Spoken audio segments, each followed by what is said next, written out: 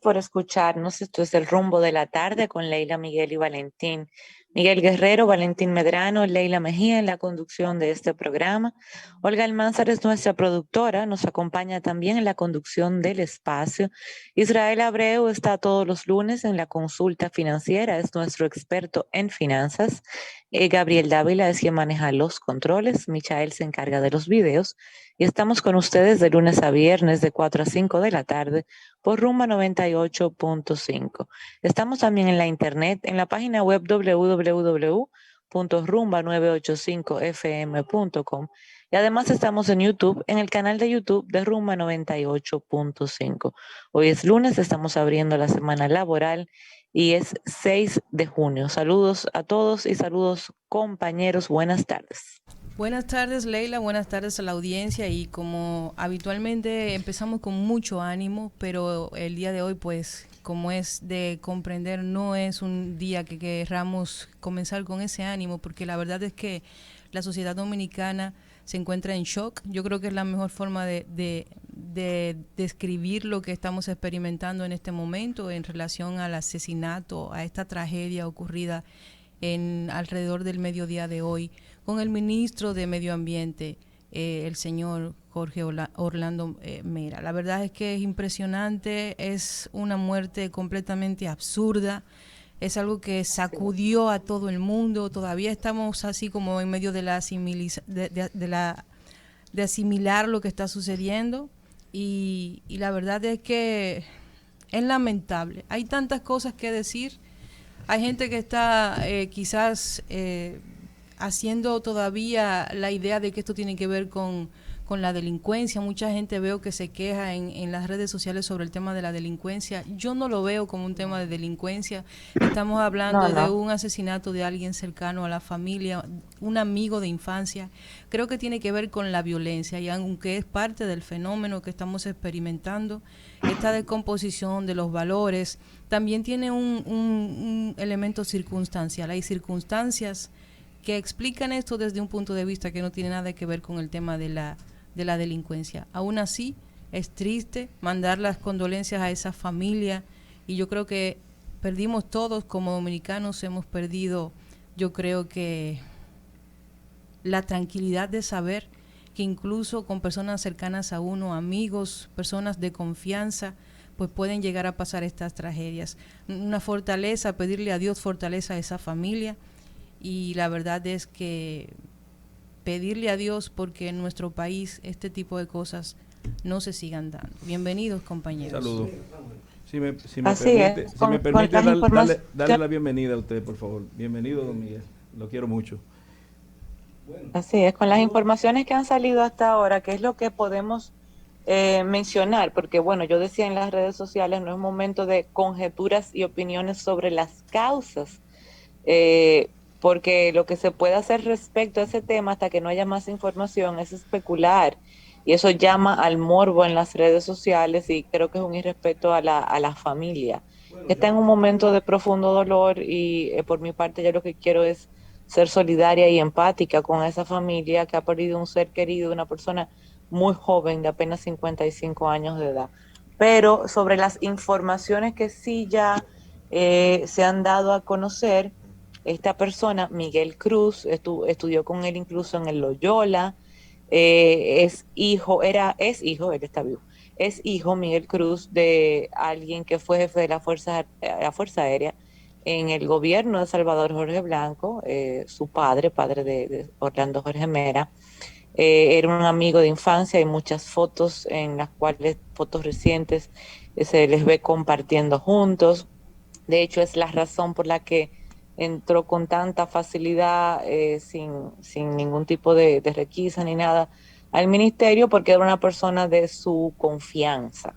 Y eso es normal. Cuando uno va a un lugar de un amigo, no te revisan con el mismo rigor. A todos nos pasa, creo, me ha pasado a mí, creo que a todos nos pasa. Eso es lo normal, porque es un amigo, es una persona de confianza. Hay muchas versiones sobre los motivos, pero creo que no es nuestro papel especular. Lo que está claro es quién es, porque eso sí se ha confirmado, Miguel Cruz, y que es un amigo de infancia. Está claro que fueron 7 disparos. Está claro que fue en el despacho de Orlando Jorge Mera toda esa información, que la persona sí llegó a escapar del Ministerio de Medio Ambiente, que fue a una iglesia, que en la iglesia posteriormente se entregó. Parece que eso fue una estrategia de hacerlo en la iglesia, con ayuda quizás del pastor o el cura, no sé si era evangélica es una o iglesia católica, una iglesia católica okay, que está ahí en el sector de Renacimiento.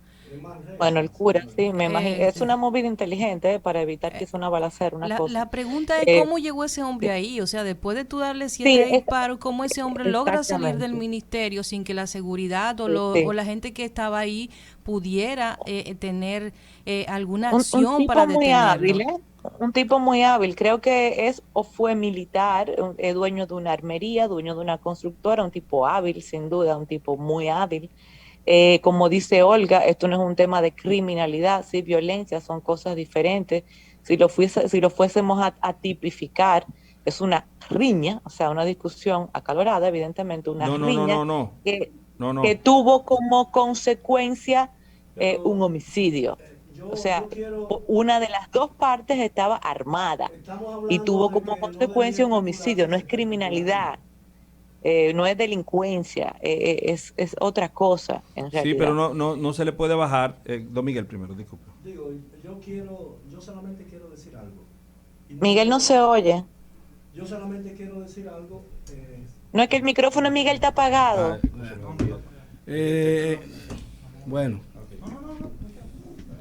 ¿es este bueno? Ahora sí. Bueno, yo quiero primero señalar que lo que ha ocurrido hoy es una verdadera tragedia. Es una verdadera tragedia porque no solamente por las circunstancias en que fue muerto, que fue asesinado, sino también por la forma en que ocurrió el hecho. Fueron 7 balazos. Claro. Cuando tú matabas, ahí había odio y había un momento de ira. De otra manera, esos 7 disparos no se justificarían. Yo no quiero hacer ningún tipo de especulación. Yo conocí a Orlando. Estuvimos muy, muy distantes desde el punto de vista político, no así desde el punto de vista ideológico. Yo conocí a su padre. Escribí sobre su padre, lo entrevisté en muchísimas oportunidades. Él, siendo presidente de la República, le dio categoría o nos dio, ¿cómo se llama eso? Cuando a una institución sin fines de lucro te le dan La personería. la personería al Club de Corresponsales de Prensa Extranjera, que ya está cerrado hace mucho tiempo, porque era yo el único que se dedicaba a ese asunto y llega un momento en que uno no puede seguir cargar con tantas cosas. Y yo, a pesar de toda esa diferencia, estimaba mucho y sigo estimando a esa familia. Para mí fue un golpe muy duro. Para mí fue un golpe muy duro conocer de la muerte de Orlando, porque Orlando era de las cosas buenas que tiene este gobierno. Hay muchas cosas buenas y una de esas cosas muy buenas era Orlando Jorge Mera. Era un hombre no conflictivo, tranquilo, que no ofendía a nadie. Incluso sus entrevistas en su programa de televisión eran dignos de verse porque es un hombre muy respetuoso. No establecía distancia por las diferencias entre una persona y otra. Me trató a mí, a mi familia y a mi hija principalmente con mucho respeto, cariño. De manera pues que para mí ese es un golpe muy fuerte. Lo que yo quiero decir con todo esto es que lo que he visto las circunstancias de su muerte son ya bien conocidas, porque incluso hay un comunicado en los medios de la familia, y yo quiero aprovechar esta breve intervención mía para decir que por lo menos, deberíamos tener la decencia de respetar el dolor de esa familia en un momento de gran pena, en un momento de gran pesar. Es decir, esa es una familia sin nada por la desgracia. Eso es así. La desgracia del padre, ahora la desgracia del hijo, un hijo que trató en muchas medidas, y no quiero que se me malinterprete, de reivindicar el papel de su padre en la política. Y creo que en cierto modo lo logró. Y era una persona tan, bueno, yo no quiero seguir porque no quiero utilizar una palabra por otra, pero realmente es un momento trágico, y yo pienso y creo que a pesar de que no se trata de un hecho de violencia política, ese acontecimiento trágico debería servir de pauta para que esta sociedad y el liderazgo nacional reflexionaran sobre un asunto muy grave que está ocurriendo en la sociedad dominicana, que es la rapidez creciente del trato político entre adversarios. Yo creo que llegó un momento ya de que el liderazgo político se siente uno frente al otro, cosa que no logran, porque tienen miedo de mirarse a los ojos, yo no sé por qué, para que digan o para que se comprometan a poner un alto y que la gente le diga a sus seguidores que tienen que respetar el derecho y la opinión de los demás. Y así lograríamos, por ejemplo, mejorar el nivel de las redes, porque es una verdadera indecencia las redes hoy en día. Incluso, refiriéndose a ese acontecimiento trágico del día de hoy, yo he leído en las redes cosas que verdaderamente me espantan y me indignan como ser humano. Que dan asco. Y yo no quiero seguir hablando más porque yo creo que le toca a ustedes. No, nos toca a todos, don Miguel, pero yo quisiera abonar... Yo estoy consternado y yo lo sé, se nota, tiene un quiebro de voz inusual y no es para menos. El país ha perdido un gran valor, un gran hombre. Yo en términos personales lo traté y el trato que recibí fue exactamente como usted lo fotografió en palabras, don Miguel. Una persona de un trato verdaderamente humano, un hombre simple, humilde. Que no ofendía a nadie, ni con palabras ni con hechos. No, absolutamente. Y lo traté, creo que usted lo entrevistó en varias ocasiones. Sí, así es. Una de las cuales, pues yo lo abordé, porque hace mucho tiempo yo escribí una especie de desagravio para su padre, que me ha parecido a mí que ha sido un cortesano de una era afectado por la sinrazón. Yo nunca creí en las imputaciones que se le hacían y por eso escribí al respecto.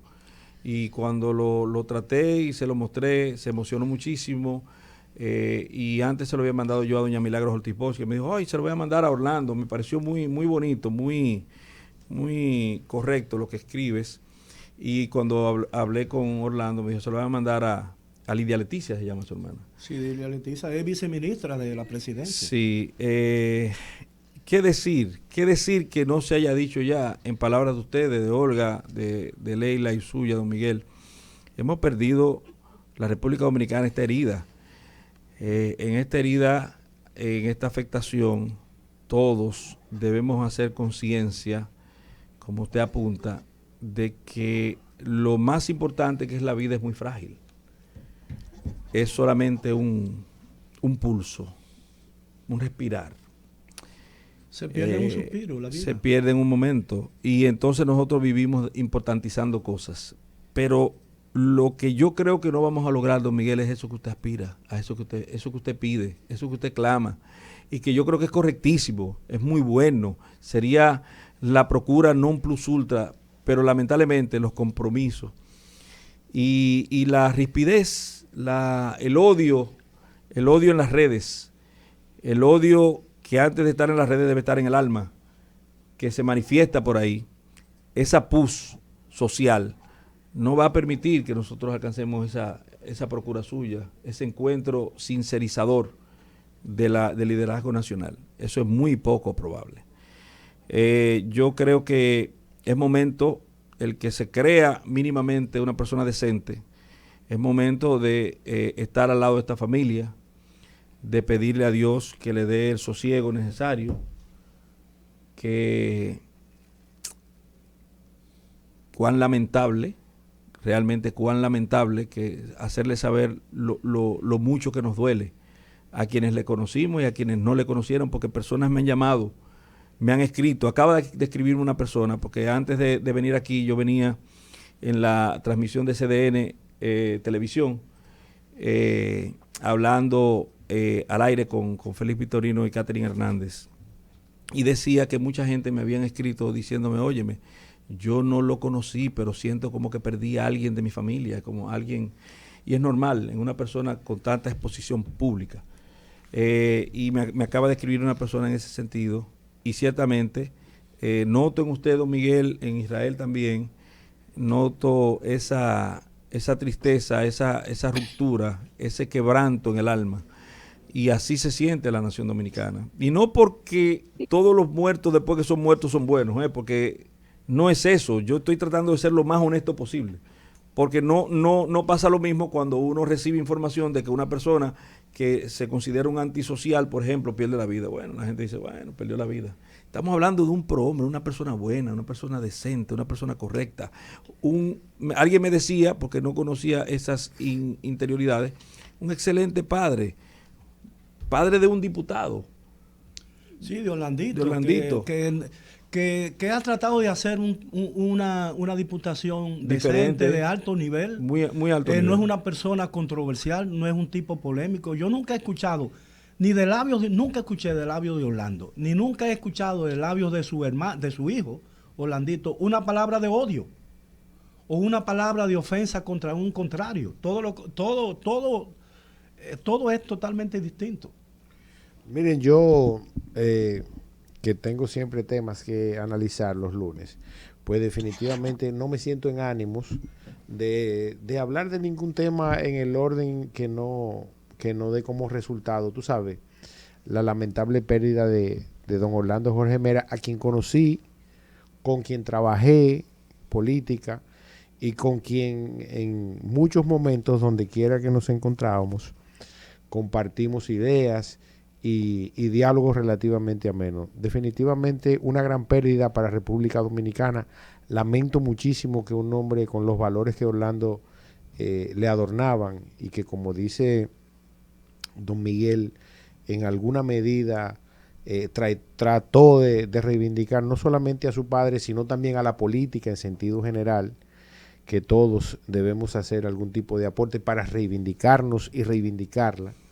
Pues definitivamente lamento mucho la partida de Orlando Jorge y sobre todo de la forma que nos lo quitan.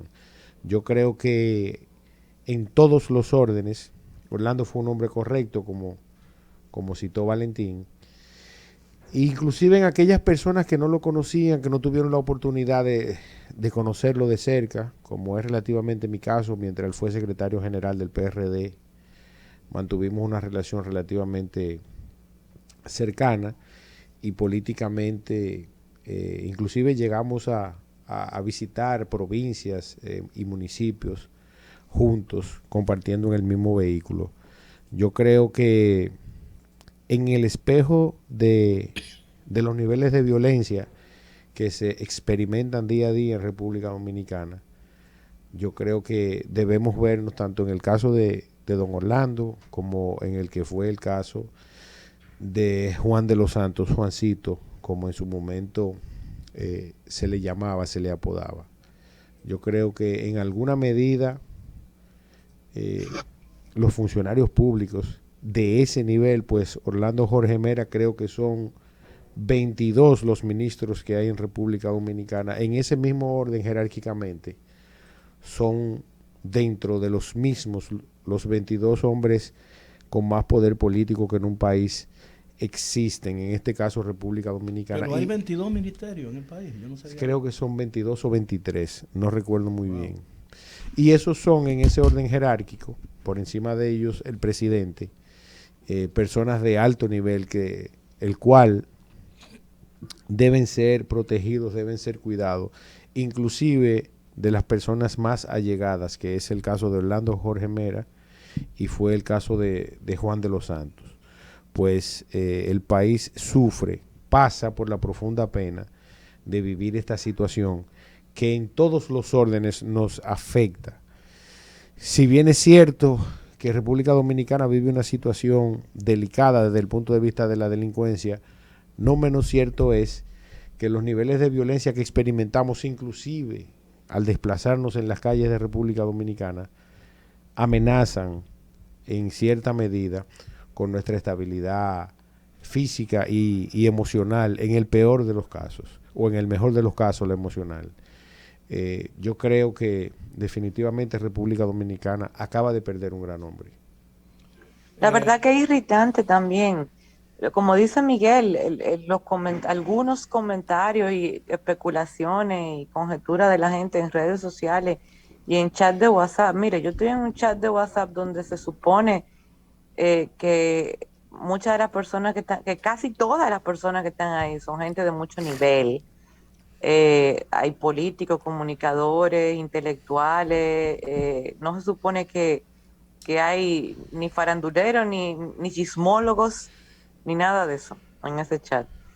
Y estaban tan desbordados que los administradores tuvieron que eliminar, censurar, o sea, limitar, bloquear los comentarios hasta tanto se calme. O sea, por el momento nadie puede comentar ahora mismo en el chat. De lo Yo le desbordado que envié a estaba ustedes, todo.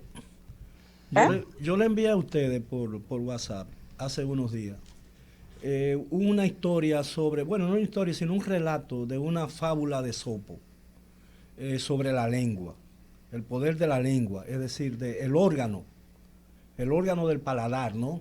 La lengua, que es capaz de las maravillas, pero es capaz de las peores cosas.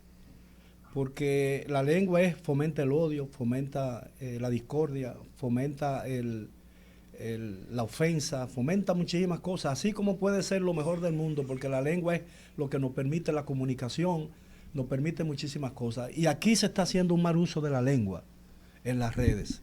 Y todo el mundo vuelca ahí todas sus miserias a través de las redes. Sin importar a quién la dirige, porque ese es el problema. Ninguno de nosotros está exento de cualquier cosa que sean capaces de decir aquellas personas que ni siquiera te conocen, que ni siquiera saben el esfuerzo que te ha tocado a ti hacer para llegar donde tú estás, los sacrificios que tú has incurrido y las cosas que tú has rechazado por razones de principio. Muchas veces. Entonces cualquiera se siente en el derecho de decir que cualquiera es una basura, que cualquiera es una rata, que cualquiera es una cosa. Y todo eso está fomentando un ambiente de odio y de distanciamiento en esta sociedad dominicana. Que se va a repetir el tema de Ruanda. Va a llegar un día en que vamos a dividir a la República Dominicana en dos mitades. Y vamos a poner una calle para dividirla, y entonces en una acera, detrás de esa acera va a haber un grupo, el 50%, y del otro lado va a haber el otro grupo, y a la orden de disparen o al ataque de alguien, nos vamos a matar uno y el otro.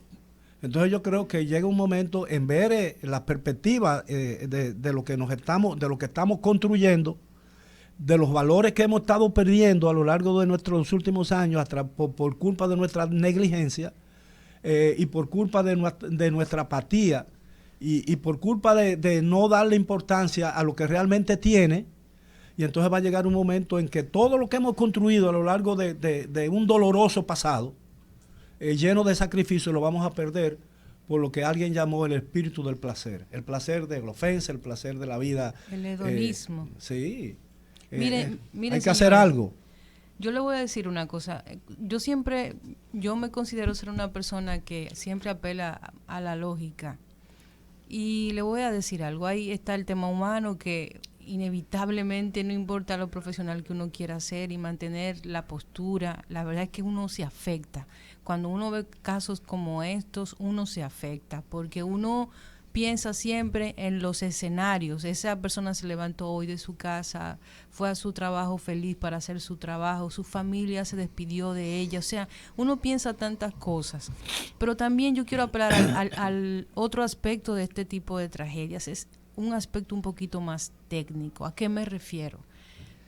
Yo no sé, yo lo he dicho antes, lo que se trata, por ejemplo, de posturas públicas, incluso el manejo de redes sociales, en figuras de este nivel, como ministros de Estado, nosotros no tenemos muchos políticos de formación, sino que por una circunstancia u otra se ven involucrados en el aparato político por el tema de carisma, de liderazgo, de trabajo, de acercamiento con la población votante, y van construyendo un liderazgo en cualquiera de los partidos por los que se decanten. Sin embargo, cuando ya uno llega a ser un ministro de Estado, yo le voy a poner un caso. En otros países, no importa lo que usted diga, usted como jefe de Estado, usted no se pertenece. Si usted es ministro de Estado de cualquier país, usted no se pertenece. Usted tiene que seguir unos protocolos obligatorios. Y la verdad que duele un poquito más porque pensábamos que con lo que pasó con Juan de los Santos habíamos aprendido esa lección. Y sí hay que destacar, y es así porque lo digo por experiencia propia, que a veces trabajar cerca de estas figuras como los ministros, ellos mismos entienden que no necesitan protocolos de seguridad y eso no es así. A veces usted como ministro, como persona, como la persona en sí no tiene enemigos, pero hay gente que es enemiga de ese cargo. Y en el mismo momento que usted asume ese tipo de responsabilidad, usted se gana cientos de enemigos. Entonces hay que estar consciente de eso. Aquí debemos utilizar estos casos más allá del dolor que impactan, más allá de lo que causa en la sociedad, de todo lo bueno y todo lo malo que surge respecto a estos casos, a estas tragedias. La clase política, la clase gobernante debe comprender que la amistad, que la confianza, que todos esos elementos que si bien son positivos y bonitos, están al margen del ejercicio del poder y debe cuidarse a la figura. Debe una persona como un ministro, como un director, debe cuidarse, deben establecerse protocolos. A ese punto debe llegar la capacitación de los órganos que están vinculados a la seguridad de Estado, a establecer protocolos de manejo. No importa, puede ser su mamá que lo parió. Si usted tiene un arma, usted no entra, punto. Y que eso esté por encima de la decisión del propio ministro o de la propia figura que se va a cuidar. Entonces, yo creo que esa parte, después que el dolor pase, por lo menos a la sociedad, porque el de su familia va a estar siempre ahí, sobre todo por la forma en que esto pasa. Yo creo que cuando todo esto pase también debemos sacar esa enseñanza de esta situación. Este es el segundo caso, sino que el tercero, porque creo que hay otro caso en similar situación. Es el segundo caso donde una persona de la entera confianza de un líder político, de un funcionario público, pues es quien perpetra el asesinato por la violación de códigos de seguridad amparados en la confianza que les unía. Ojalá y que estas cosas no sigan pasando. Ojalá y que no sigan pasando. Es una congoja y consternación nacional. Nosotros estamos recibiendo informaciones, recogiendo del territorio nacional en pleno, figuras importantes de la nación dominicana, todos a una viva voz, exceptuando a los heridores de las redes y personas malsanas. Creo que el que tiene, reitero, un mínimo de conciencia se encuentra afectado por el acontecimiento horrendo, luctuoso, lamentable, terrible que vive la República Dominicana, y no hay que tratar de disminuirlo. Esto es de todo, esto es un poco de todo, sin sacar gananciales. Nadie tiene que procurar gananciales, esto no es un asunto político, esto es simplemente que ocurrió una desgracia que no se debe repetir, que Olga dice interesante e inteligentemente lo que tiene que ver con los protocolos, pero hay un problema con los protocolos, Olga. Uh-huh. Y es que los protocolos siempre dependerán del nivel de confianza que la persona tiene. No debería ser. No debería ser, pero sí es. Claro, como dice Valentín. Si mal no recuerdo, ustedes recuerdan que hubo una ocasión en que pasó con dos presidentes, pasó con el presidente Fernández y pasó con el presidente Hipólito Mejía. Que Hipólito Mejía se saltaba todo lo que tenía que ver con los protocolos por su nivel de afabilidad, dejaba un guardia por aquí y de repente aparecía por allí. Y en el caso mismo del presidente Jorge Blanco, del padre del hoy tristemente finado Orlando Jorge Mera, el presidente Jorge Blanco, que empezó a autodenominarse y exigió que le llamaran así como el ciudadano presidente, se aparecía en muchos lugares con una escolta muy pero muy limitada. Incluso el presidente Jorge Blanco tenía por costumbre agarrar su semáforo en rojo. Agarrar su semáforo en rojo.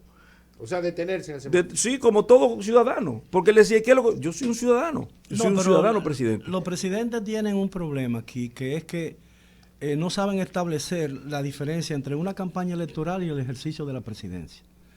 Quieren seguir haciendo en el ejercicio de la presidencia lo que hacían en la campaña electoral. Por eso, los grandes tratadistas de la política entienden y recomiendan que el mejor de asesores de campaña puede ser el peor asesor del presidente. De seguridad.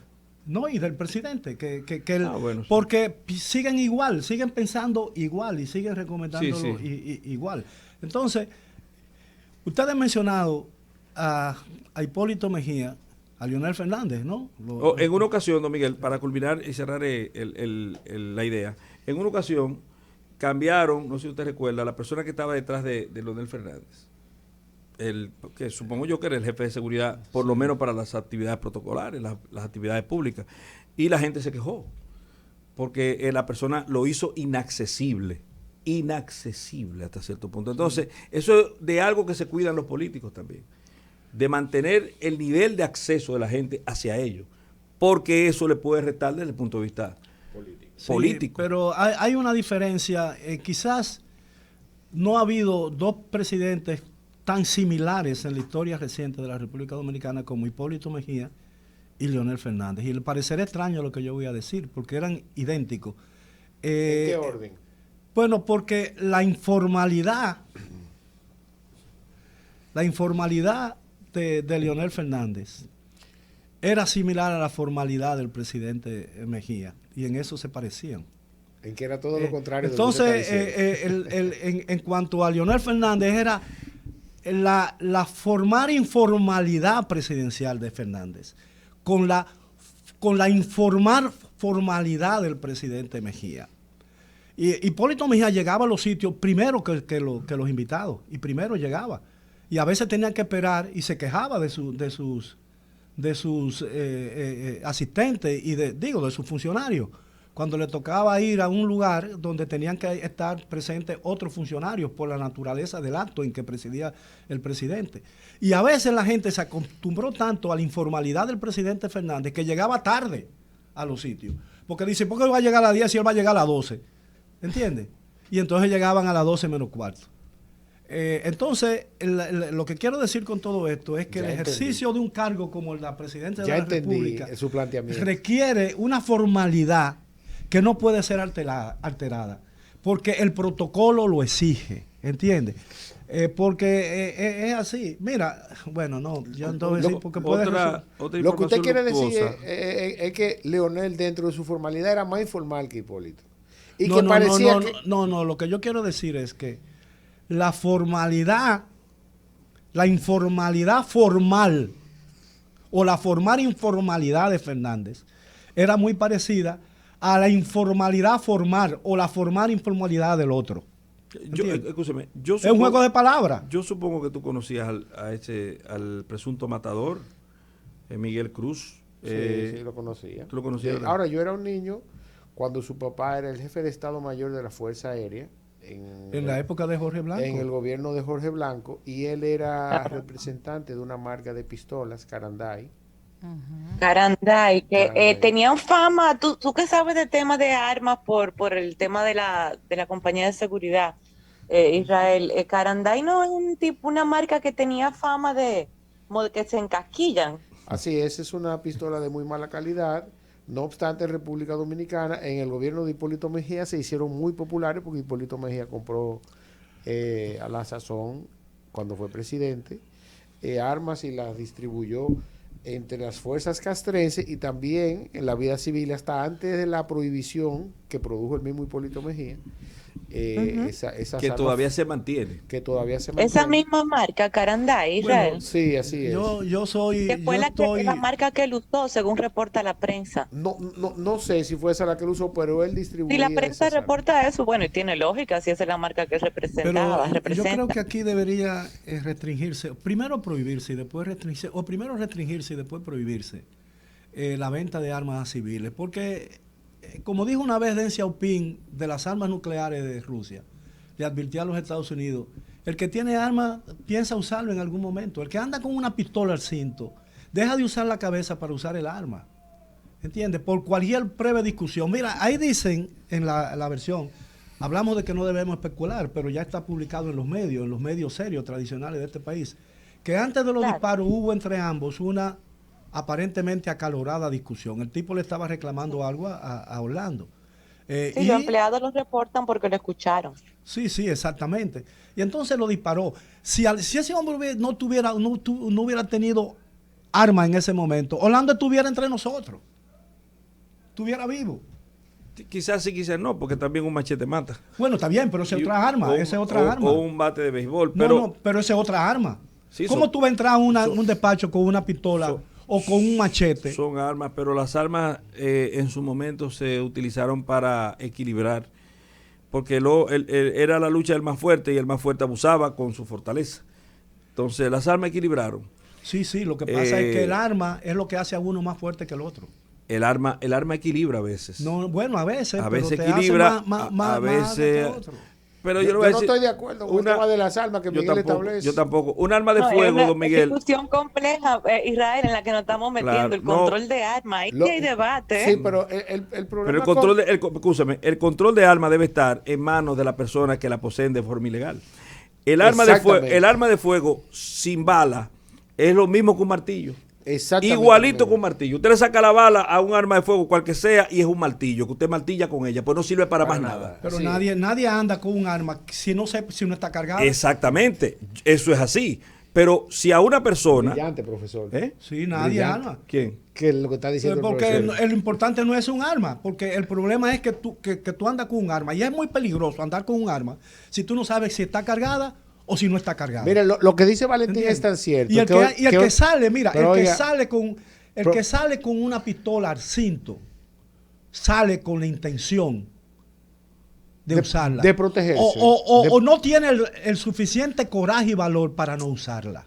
Mire, hay algo con lo que yo quiero colijo con Valentín. Número uno, un arma sin municiones es un pedazo de metal, es un hierro, es un martillo, es una tabla, lo que usted le quiera decir. De hecho, una bala, ¿verdad?, puede ser utilizada con un tubo y con un clavo puede ser accionada. Y causa el mismo efecto. ¿Es verdad? Sí. Sin el arma necesariamente. Pero es más complicado eso. Es más complicado. Porque tú no puedes andar con un tubo, un clavo, un martillo y ponerle una... No. Y entonces aquí se llama chilena. Puede andar con una chilena, aquí se llama chilena. Una chilena. Eso que yo le acabo de decir. Pero eso es un arma cualquiera. No, ahora bien, profesor. Yo le voy a decir algo. El hecho es que hay un sinnúmero de mecanismos en donde el ciudadano puede protegerse a sí mismo, proteger su patrimonio, teniendo de manera legal un arma, que no necesariamente sea utilizada con lo que sea el porte, sino quizás solamente la tenencia, pero puede utilizarla. Y yo creo que es un asunto... Entonces podríamos comenzar en un desarme de la población civil, podríamos comenzar con prohibir el porte de armas, aunque exista licencia para la tenencia de armas. Pero eso es después que en República Dominicana se haya llevado un proceso que dé como resultado que no haya ningún tipo de armas ilegales en las calles. Mira, pero yo lo que quiero decir es que el arma es capaz de producir en un segundo una tragedia humana. Es un segundo que no tiene después, que no puede ya equivocarse. De hecho lo produjo ahí en Texas. No. Todos los días en los Estados Unidos. Por decirle un caso. Sí, claro. Todos los días en los Estados Unidos. Aquí en los últimos días hemos visto muchísimos asaltos. Mira, el otro día dispararon, a uno le dieron también muchísimos balazos en un carro. Parece que es un asunto de eso, de tumbe y de disputa entre bandas. Entonces, la sociedad necesita un respiro, necesita sosiego. La gente no puede vivir en la calle. Porque aquí la gente vive espantada cuando son las 10 de la noche, son las 11 y sus hijos no han regresado a la casa. Entonces una sociedad no puede vivir con ese espanto y con esa preocupación permanente. Yo lo que pienso es que a ustedes les resulta muy difícil entender mi cosa. El problema es que, como dice mi hijo, yo lloré en Rambo. No, yo estoy contigo, Miguel. Ellos dos están en una, yo estoy contigo. Sí, ¿En cuál yo no estoy en ninguna? Yo soy No, que ustedes tienen una posición y yo estoy con Miguel, con Olga también. No, pero yo soy anti-arma. Yo nunca he usado arma en mi vida. Ni yo tampoco. Yo no tengo arma, pero yo te voy a decir una cosa. Ustedes comparten una posición y yo comparto. No, lo que pasa es que el asunto del arma hay que pensarlo muy bien, sobre todo en una sociedad que tiene esta tendencia a la criminalidad. Ya la violencia, no solo la criminalidad. La violencia es una cosa. Tú hiciste un parangón muy interesante, muy inteligente, y diferenciarte lo que es la criminalidad como tal de la violencia, que obviamente la criminalidad conlleva a veces violencia, Claro. pero no siempre la violencia es criminalidad. Mire, yo le voy a hacer una historia de una vez cuando yo era corresponsal de UPI y escribía para periódicos internacionales y la revista Visión. Era una época de la Guerra Fría, muy fuerte, y yo había recibido amenazas de muerte de los grupos de extrema izquierda y todo ese tipo de cosas. Y yo acudí por recomendación de una persona muy amiga. Me llevó ante el secretario de las Fuerzas Armadas, entonces era el general Elías Wessing y Wessing, a quien yo lo conocía. El tipo le explicó y él me dijo, me dieron una tarjetita para el porte de armas y me llevaron donde el asistente del señor general Elías Wessing y Wessing. En su despacho, cuando me estaba entregando el arma, me dice, mire señor Guerrero, le voy a hacer una recomendación.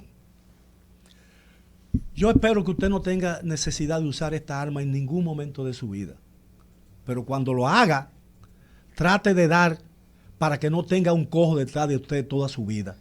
Y así cuando yo lo tenía en la caja y yo le dice, muchas gracias, dice así, no necesito esa arma y me fui desarmado. Bueno, yo le voy a decir algo.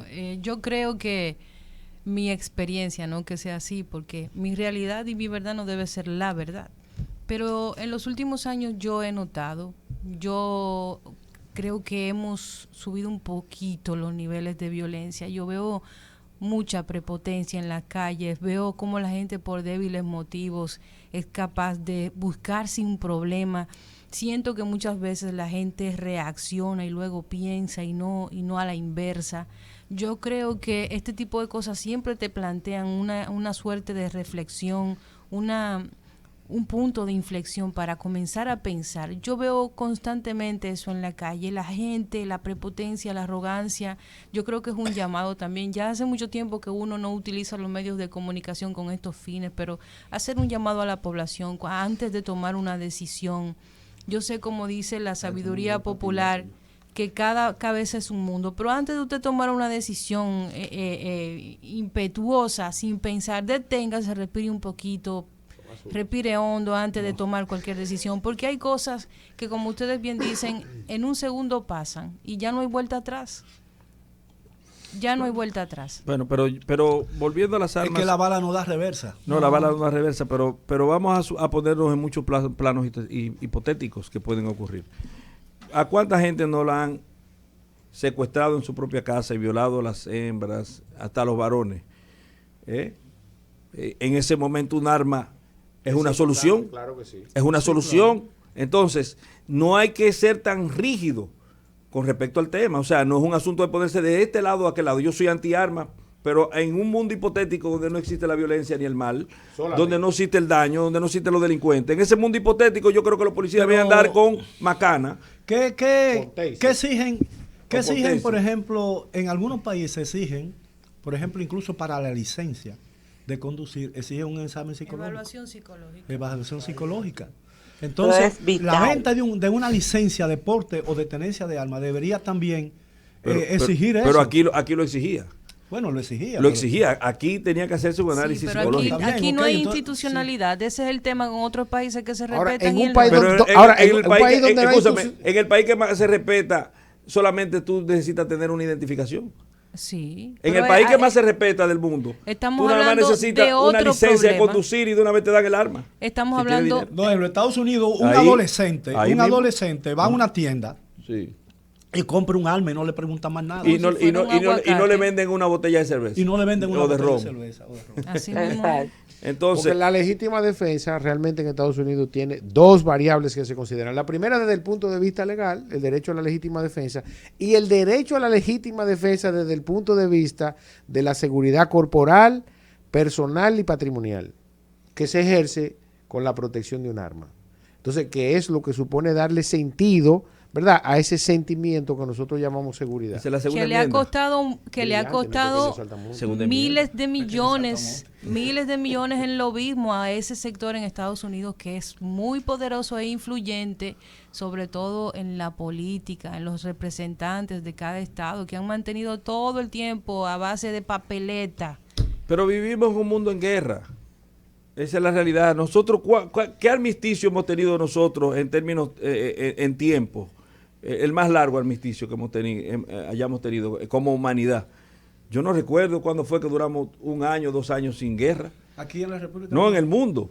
Bueno, sí. Este es un mundo en guerra. Bueno, yo te voy a decir una cosa. Fulton Sheen, que era un gran pensador católico norteamericano, predijo que el hombre de la Europa de posguerra, a propósito de lo que tú estás diciendo, iba a quedar más el mapa de la Europa de posguerra iba a quedar más cambiado que el hombre de la Europa de posguerra, porque las fronteras cambiaron con la guerra y cambian con la guerra, pero el hombre sigue siendo el mismo, cometiendo los mismos errores. Bueno, volviendo al tema originario. No, eso estamos hablando. Establecer de parte de este equipo y sé que puedo hablar por RCC Media, que la congoja, el dolor que sentimos por la luctuosa pérdida de Orlando Jorge Mera. Orlando estuvo con nosotros, si no mal no recuerdo. Estuvo, bueno, por Zoom. Estuvo en el programa Hermano de 5 a 7 en 12 ocasiones. Entrevistados en 2 ocasiones, así es. Por diferentes razones. Y era, que debo resaltarlo, uno de los equipos de comunicación diligentes y uno de los ministros más fáciles de conseguir, porque era una persona que mantenía una cercanía con la gente de los medios de comunicación, quizás porque entendía mejor que nadie este tema. Recordemos que él era docente en la maestría de Derecho Mediático, precisamente. Entonces, mira lo que tú acabas de decir, para que tú veas dónde está la dicotomía desde el punto de vista de los protocolos. Era una persona con fácil acceso. Bueno, él grababa su programa. Él grababa su programa Líderes, sí, pero son en dos el cosas edificio distintas. donde yo tengo mi oficina, donde nosotros tenemos nuestra oficina. Él alquilaba ahí un salón y ahí era que grababa. Y él llegaba solo en compañía de su chofer y quizás un guardaespaldas. Es que Orlando era una persona que yo nunca lo escuché ni siquiera subir la voz. Pero que solamente una persona, y ahí había que acercársele para escucharlo. Yo establecía hace un rato en este espacio, y lo repito, que el pueblo dominicano necesita, al momento que esta persona estaba apertrechada en una iglesia donde se había refugiado, no es la palabra. Por cierto, estoy viendo ahora mismo el video, Valentín. No, miren, hay algo que quiero decir que no debo dejar pasar por alto. Que no debo dejar pasar por alto, señores. Y lo otro es muy importante, que en el comunicado de la familia de Orlando Jorge Mera, que ya es público, ya lo hicieron público, ellos perdonan al asesino de su padre, puesto que era un legado de él el no guardar rencor. Sí, definitivamente un acto y un hecho encomiable. Ni yo ni la sociedad lo va a perdonar. Porque es una persona que definió en su conducta una norma proscriptiva. Y esa persona en justicia... Lo que quiero decir es que habla bien de esa familia. Eso es loable, es muy loable. Gracias, Valentín. Okay, eso es bueno, una muestra más de la calidad de la gente que fue Orlando y que es su familia. Entonces... Bueno, pero el perdón tiene mucho significado. Sí.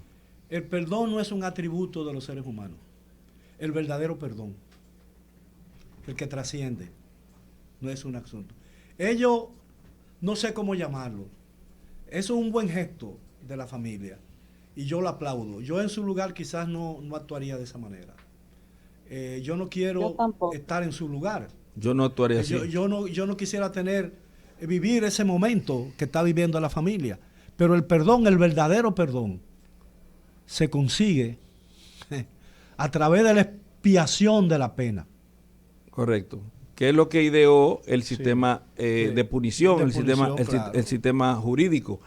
Porque yo te voy a decir una cosa, a nosotros, don Miguel, a mí en términos personales, en diciembre del año 2015 me mataron un hermano de crianza, pero que era primo hermano y criado juntos ahí, hermano del periodista José Beato.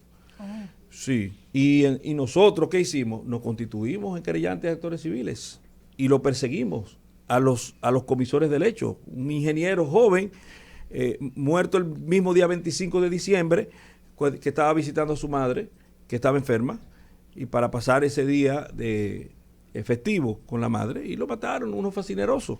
¿Qué hicimos nosotros? Nos constituimos. Claro. Ahora, eso sí, había personas o hubo personas que estaban siendo sometidas dentro del proceso, que nosotros entendíamos que no tenían que ver con ello, porque llevábamos nuestra investigación paralela y solicitamos la segregación de los mismos del proceso. O sea, eso no tiene que ver con este proceso. Mire, sáquelo de ahí, porque es el peor de los pecados para el que es abogado, para que el que ama la ciencia jurídica es un inocente condenado. No, y además que entorpece y contamina el proceso. Y además, cuando se sustituye a un inocente por un culpable, es un pecado terrible, porque tú al mismo tiempo de que estás condenando a una persona inocente, estás dejando que una persona que sí es verdaderamente culpable ande tranquilamente por las calles. Entonces es un doble dribble en este asunto, una doble afectación.